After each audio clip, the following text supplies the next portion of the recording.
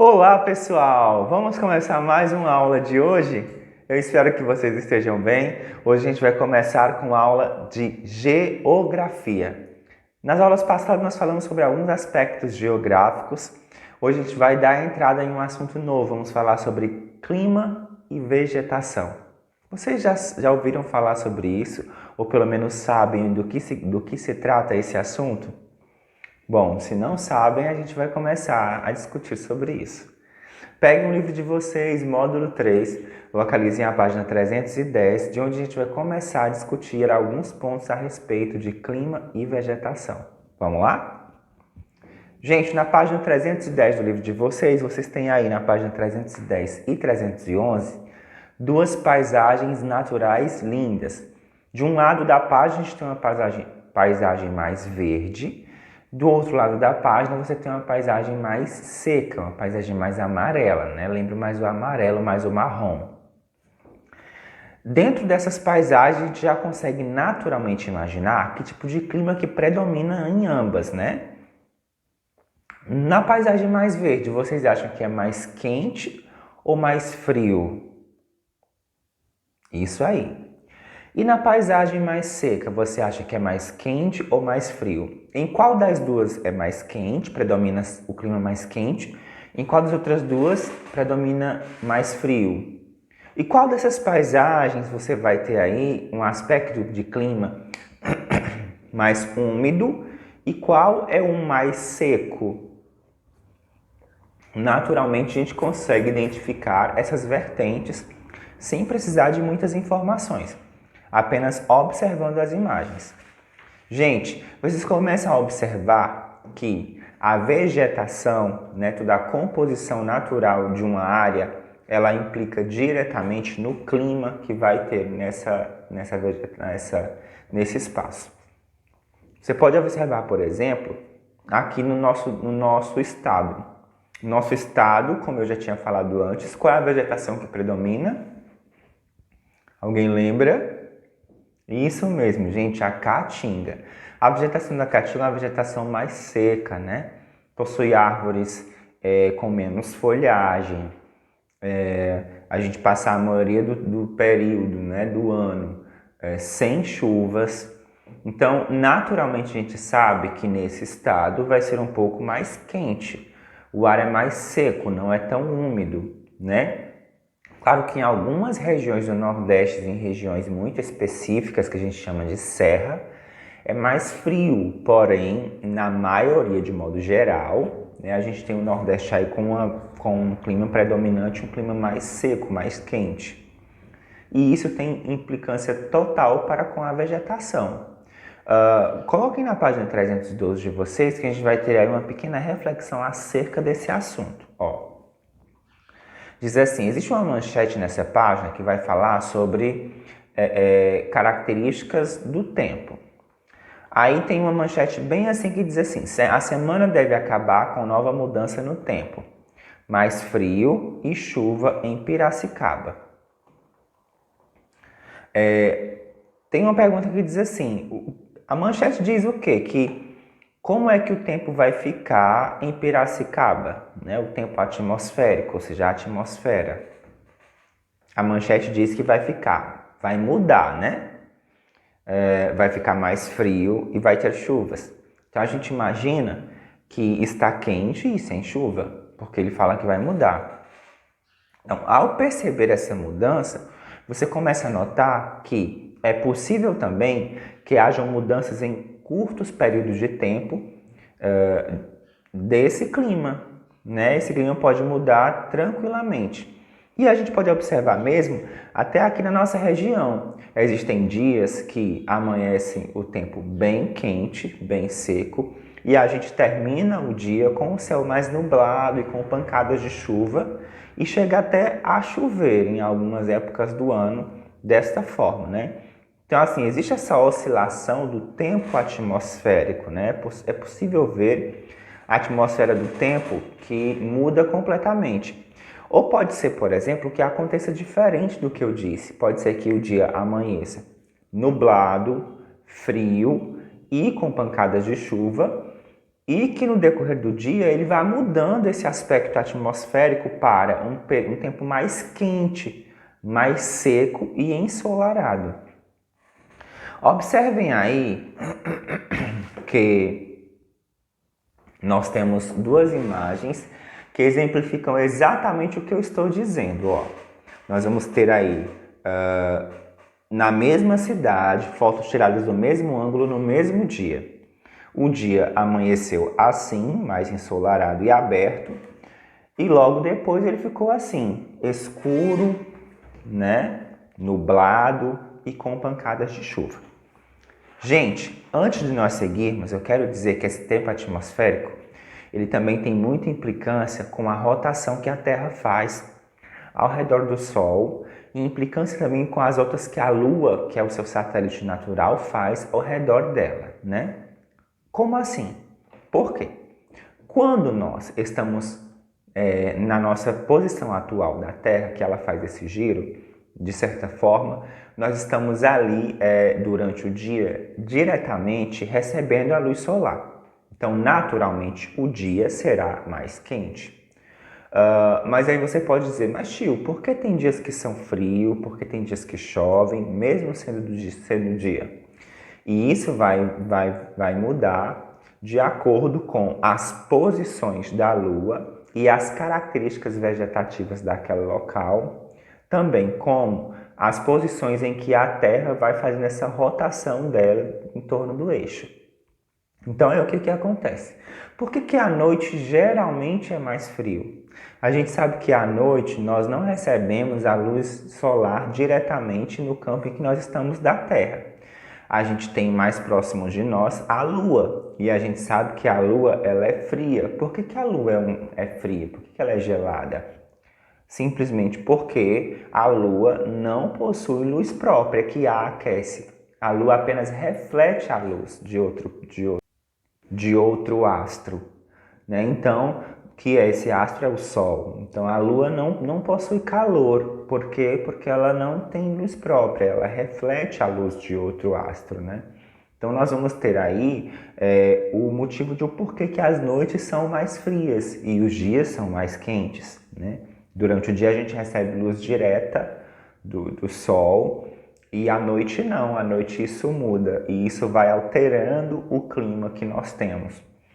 Gente, mas vamos aí, página 313, vamos falar exatamente agora de clima, né?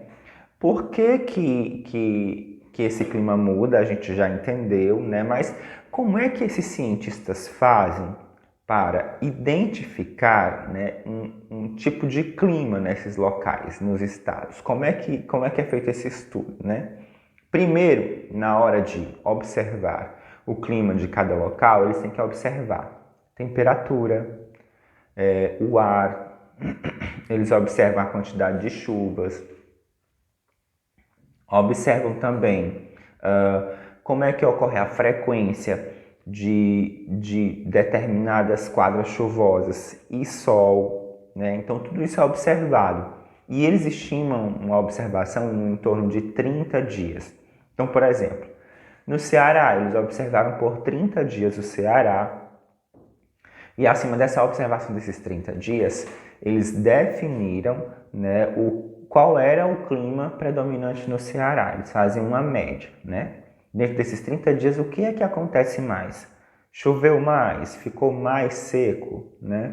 O que aconteceu mais durante esses 30 dias? O vento era mais frio? O vento era mais quente? E aí, em cima dessa perspectiva, eles definem, não, lá no Ceará o clima predominante é o clima fulano de tal.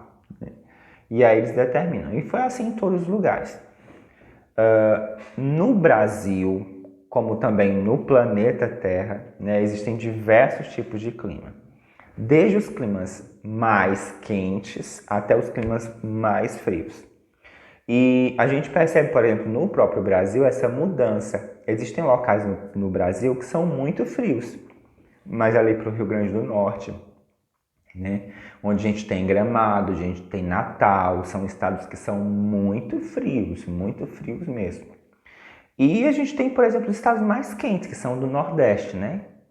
Que para nós o Nordeste, que é o Ceará, é um estado quente, Pernambuco é muito quente. Sergipe é muito quente. E o livro traz aí, por exemplo, algumas ideias de locais quentes e frios. Ele traz aqui uma praia, né, que é quente, e aqui uma serra. Essa serra é a Serra da Araucária, no Paraná, né, onde é muito mais frio. Bom, gente, a gente está aí discutindo sobre essa questão do clima, né? Tudo tranquilo até agora. Mas eu quero saber se vocês conseguem identificar essas mudanças na própria cidade de vocês. Vocês conseguem identificar essas mudanças do clima durante o dia? Como é que ela acontece? As estações do ano, o quanto elas conseguem modificar tanto a temperatura como a vegetação? Podem prestar atenção que no período invernoso, aqui para nós, a vegetação ela fica diferente, né? As árvores ficam mais verdes, existem flores, os pássaros cantam mais, eles são mais presentes no nosso quintal, nas calçadas. Então existe uma mudança total nessas estações do ano. Bom, mas vocês sabiam que é possível a gente prever, ou seja, nós sabermos se nos dias futuros vai chover ou se vai fazer sol, para nós termos uma noção de como nos programarmos? Vocês devem saber disso, né? E a gente chama isso de previsão do tempo. E geralmente essas previsões do tempo elas aparecem nos jornais, elas aparecem na TV e facilmente você pode ter acesso a elas pela internet. Mas como será que eles preveem o tempo, né? Vamos já discutir sobre isso. Coloque aí na página 316 que a gente vai ver como é que acontece essa previsão do tempo. Pronto? Previsão do tempo, página 316. Gente, essas condições atmosféricas, elas são baseadas através de satélites naturais. Eles emitem imagens, esses satélites naturais, satélites artificiais que ficam lá no espaço, né? Eles emitem imagens precisas e exatas, que essas imagens contêm informações sobre como é que estão os ventos, né? Sobre como é que está a temperatura, tanto no nosso planeta como nas proximidades. Que isso faz com que seja alterado completamente a temperatura que nós estamos passando. Auxiliados a esse satélite, nós temos computadores que possuem alta tecnologia, que esses computadores vão então dosar as previsões do tempo. Se vai ser frio mais tarde, se vai ser quente, se vai chover ou se vai fazer sol. Se vocês olharem, por exemplo, no próprio celular de vocês, dependendo de como seja o modelo dele, você vai ter um aplicativo que é exatamente para falar sobre o tempo. Nesse aplicativo ele vai mostrar de hora em hora as oscilações do tempo atmosférico. Vai falar se amanhã de manhã vai ser mais frio, se vai ser mais tarde, quais são as previsões do tempo para o dia que você está consultando. Mas por que é tão importante saber como é que vai ser esse clima nos dias posteriores? Ora, imagine que você programa toda uma aula de campo com os seus alunos, né, com os seus colegas, um piquenique para discutir, só que você não consultou ali a previsão do tempo, né, não consultou a previsão do tempo, e quando for no dia que você vai dar uma chuvada, né, o tempo fecha e dá aquela chuva bem grossa. Aí você estragou o seu piquenique. Devia ter olhado, né, na previsão do tempo como era que seria o dia. Então, isso tanto para programações como essas de lazer, como também para programações de trabalhos. É interessante que se faça sempre essa consulta do tempo para que você não perca a sua programação. Então, neste momento, é interessantíssimo que a gente se programe e que esteja sempre verificando como é que está essa questão do tempo. Bom, gente, aí na página 316 de vocês vão observar que é possível, né, fazer toda essa verificação do tempo e nós temos aí um mapa que mostra um pouco sobre a previsão do tempo. A gente pode pegar então aí nesse mapa que foi tirado direitinho da página 316, uma partezinha aí da área do norte, do nordeste, né? Nós temos aí a Bahia e ela mostra um clima mais seco, mais ensolarado. Hoje vocês pegam aí essa parte mais amarela, né? Essa parte mais amarela da Bahia. E depois também vocês vão poder observar que mais para próximo do Atlântico, do oceano, nós temos uma pequena área em verde que ela tem previsões de pancadas de chuva, né? Existe sol, mas com possibilidade de chuva, e o outro é uma parte mais árida, mais seca. Desta forma, é possível observar a previsão de como é que o dia vai se seguir. Lembrando, como eu falei antes, é possível ter essas oscilações do tempo, né? É possível ter essas mudanças do tempo com o passar do dia. Mas tudo isso é possível ser previsto através desses equipamentos que estão lá no espaço, captando todas essas imagens, essas sensações térmicas. Ok? Bom, pessoal, vou deixar para vocês resolverem em casa aí a atividade da página 314 e 315 e também a atividade da página 317, tá? É bem simples, são atividades bem fáceis, inclusive nem precisa de muita pesquisa, porque são coisas que são bem pessoais também. Isso é para vocês refletirem acerca dessa mudança do clima, tá? Vou repetir mais uma vez. Página 314 e 315 e página 317, tá bom? Gente, boa aula, a gente se encontra a qualquer momento novamente aqui pelas videoaulas do canal ou por alguma videoconferência na base do Google Meet.